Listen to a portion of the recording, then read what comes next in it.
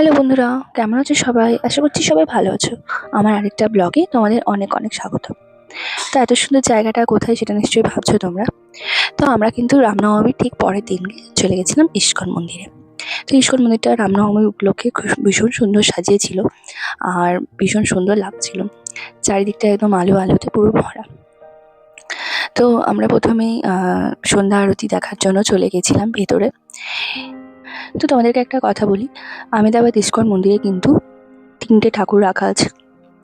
একদিকে রাখা আছে চৈতন্য মহাপ্রভু, আর আরেক মাঝে ঠিক রাখা আছে শ্রীকৃষ্ণ আর দ্বারকাধীশ, আর তারই পাশে কিন্তু রাম, লক্ষ্মণ আর সীতার মূর্তি কিন্তু রাখা আছে। তো এই ৩টে মূর্তির কিন্তু পুজো হয় এখানে। তো ইস্কনের ভেতরে ঢুকে দেখি যে সন্ধ্যা আরতি হয়ে গেছে। তো যাই হোক, সন্ধ্যা আরতিটা আমরা মিস করে ফেলেছি। তো তারপরে কিন্তু সৈনিকা দেখো প্রত্যেকটা ঠাকুরের কাছে কাছে গিয়ে এরকমভাবে প্রণাম করছিল মাথা ঠুকে। তো ওখান থেকে বেরিয়ে প্রসাদ খেয়ে নিয়েছিলাম।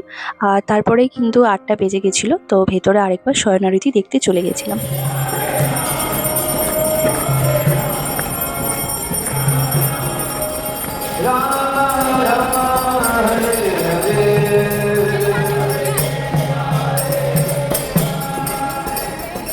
তো শয়ন আরতি কমপ্লিট হয়ে গেছে, এরপর ঠাকুরদের শয়নে দিয়ে দিচ্ছে।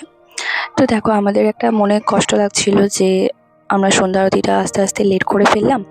তো যাই হোক, আমরা শয়ন আরতিটা দেখতে পেয়েছি, ওয়েট করেছিলাম।